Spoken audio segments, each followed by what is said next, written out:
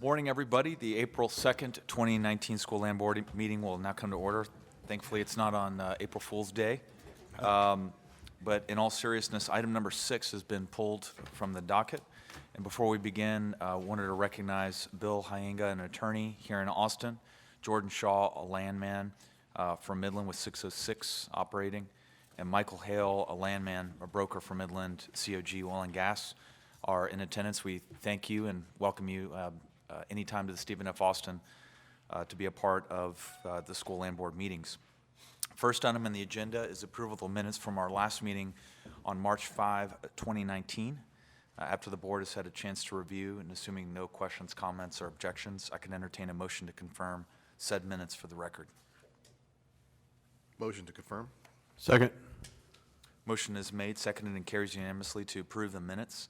Next item on the agenda is the approval of the consent agenda as posted. There have not been any last-minute modifications or amendments that I'm aware of.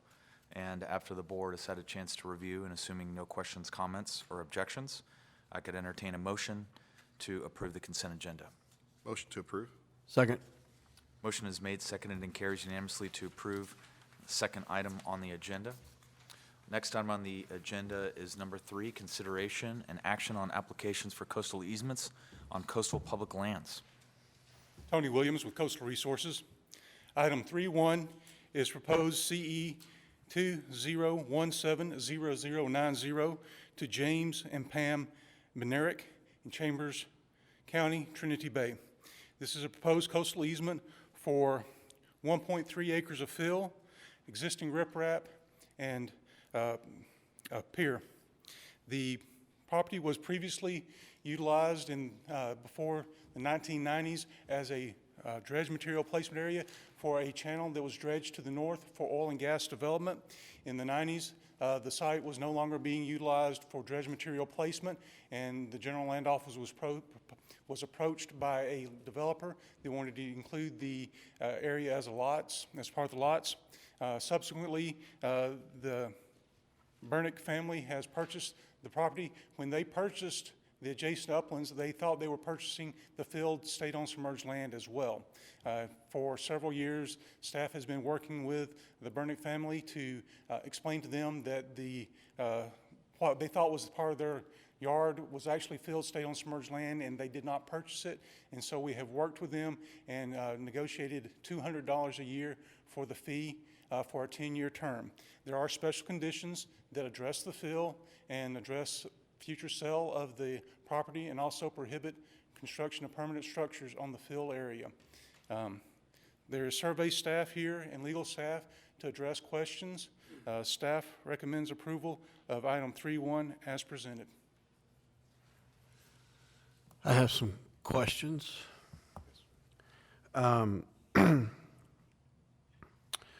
First, the document that will be signed with the Bernicks would be an easement document, is that right? Yes, sir. Okay. I would, I guess I'll go ahead and make a motion. I move to approve this easement so long as the easement requires that they maintain the property and the state has no liability. In other words, if there's erosion or whatever, the state would not have any liability to replace it, and that the 10-year term is not renewable without action by the board. Yes, sir. Should we perhaps kick it over to council in terms of the lease provision, or would that be something that we would need to? We do have legal staff here who will be addressing it. Andrew, do you want to address whether those conditions are already in the easement or whether there's any issues with in your negotiations with them that would prevent or cause a problem with the with that issue with the easement? Thank you. Andrew Hawkins, Office of General Counsel. I believe at least 1 or 2 of those would already be in the lease. And as far as renewal, that's very easy to provide for, bringing it back to the School Land Board. Something we had also contemplated for your consideration, which I would propose here, is if there's a change in property ownership, that it would also trigger essentially bringing that instrument back to the board. And the rate could be renegotiated at that time, or the usage could be rejected at that time as the board so chose. Yes, sir. Okay. So one other comment. It seems that a lot of times what happens, and I just am studying this, so I may not have it right, so correct me if I'm wrong, but usually when we get these cases, it's smaller pieces of property, 200 square feet or 1,000 square feet, and it seems the going rate is about 10 cents a square foot per year. This would be a lot less for the Burnix because the state's been trying to work with them because they were basically hoodwinked. And I think the state is doing a fine job working with its citizens on this one. Yes, sir, we did. The standard formula for fill is 10 cents per square foot for a residential structure or a percentage of the appraised property value. So this is significantly lower than the standard fill formula. So I move to approve with those comments. I hope someone smarter than me wrote them down. I think the motion would be to approve the easement proposal as it stands, but after the 10-year term, that there be a renewal requirement for the board, for staff to make the recommendation to the board, and also a trigger for any change in property ownership. And that the property owner maintain it and the state has no liability to fill any erosion. I think council said that perhaps the lease already has that Yeah. covered. Okay, It's already in the lease, sir. that's my motion. If it meets council's requirement, I will so move. I think we have all that down, and that it's fine to put those type of modifications. So as I understand the motion, I think it's fine for the board to vote either way on that. So moved. Second. Okay, thank you. Motion is made, seconded, and carries unanimously to approve item number 3. Thank you, Tony. That was Well, that was 3-1. 3-1. Oh, 3-1. Oh, I'm sorry. We got 3-2. Item 3.2 is proposed residential coastal easement CE 20170093 to Dan and Linda Norman in Chambers County, Trinity Bay. This is proposed coastal easement for existing fill, 1.8 acres of fill, existing riprap, and an existing pier. This is a very similar situation. It's the same situation as the previous easement. Staff would recommend the same special conditions and easement conditions and $200 a year for the annual fee for the 10-year term. Staff recommends approval as submitted. I move to approve with the same caveats as on number 1. Second. Motion is made, seconded, and carries unanimously to approve item number 3-2. Next on the agenda is item number 3. Item 3.3 is proposed residential coastal easement CE 20170094 to Wiley and Richie Butler in Chambers County, Trinity Bay.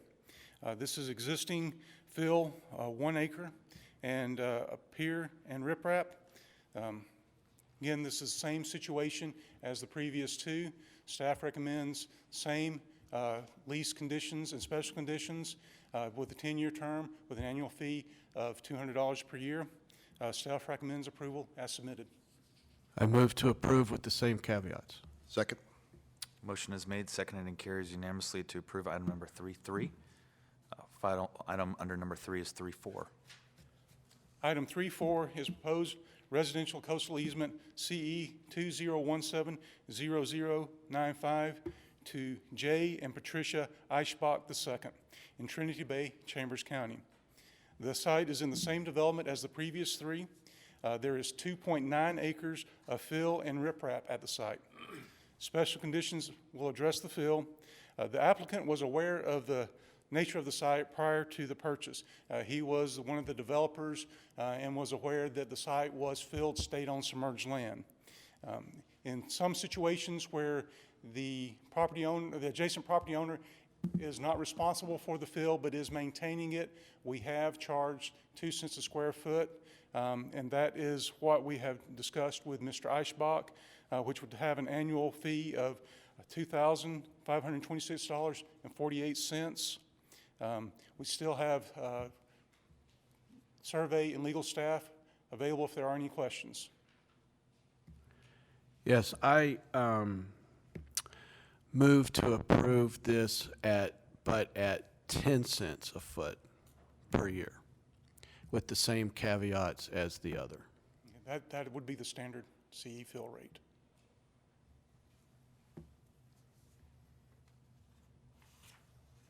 Why would you propose that 10 cents? That's the standard rate, as Tony just said, that's the standard rate. This is the person who knowingly sold property to someone else. I really like fishing for redfish in the Trinity Bay, and I'd love to have this property, so I don't think that plays into this, but it's just an interesting thing to me that someone who knowingly sold people something that they didn't know about is trying to get a less than market rate on the land that he controls. So I think a market rate makes more sense.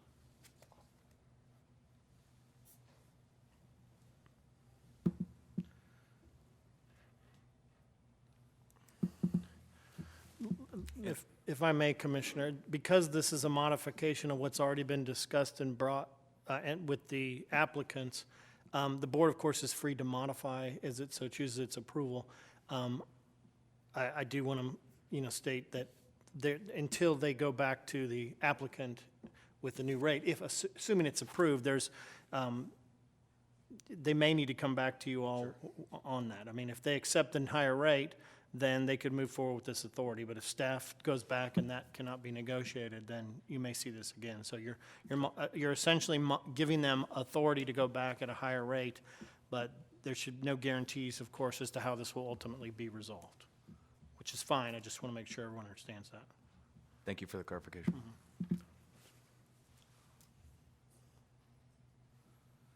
I think I can be on board with that. I will second said motion. Yep. Motion is made, seconded, and carries unanimously to approve item number 3-4. Thank you, Tony. Items number 4 and 5 will be held in executive session. We'll enter session pursuant to Chapter 551, Subchapter D, Section 551, Tech 071 of the Government Code for consideration regarding pending or contemplated litigation and settlement offers, or to receive attorney advice or counsel related to items 4 through 5 on the docket, and subsection 551 Tech 072 for discussion, consideration concerning purchase, sale, exchange, lease, or value of real property related to items 4 and 5 on the docket. Following executive session, we will reconvene an open meeting. The open session will resume with item number 4. Good morning, Amber Long, Asset Management. Staff recommends approval of the disposition of excess land per the terms discussed in closed session as being in the best interest of the PSF. Any questions? Any questions from the board? So moved to approve? Second? Motion is made, seconded, and carries unanimously to approve item number 4. Next item on the agenda is number 5. Amber Long, Asset Management. Staff recommends approval of the disposition of excess land as being in the best interest of the PSF. Any questions? Any questions from the board? So moved to approve? Second? Motion is made, seconded, and carries unanimously to approve item number 5. Thank you, Amber. Thank you. As stated at the outset, number 6 has been pulled from the docket. But before we adjourn, I wanted to congratulate my fellow board members, Gil and Scott, for being unanimously confirmed by the Senate Committee on Nominations, a rarity in today's political landscape. You are now stuck with us for another 2 years, respectively, and look forward to your service. It's an exciting time at the Land Board, and thank you for your service to the state of Texas. Thank you, Commissioner. Thanks for your service. Small part, small part. We will hereby adjourn today's meeting. Thank you.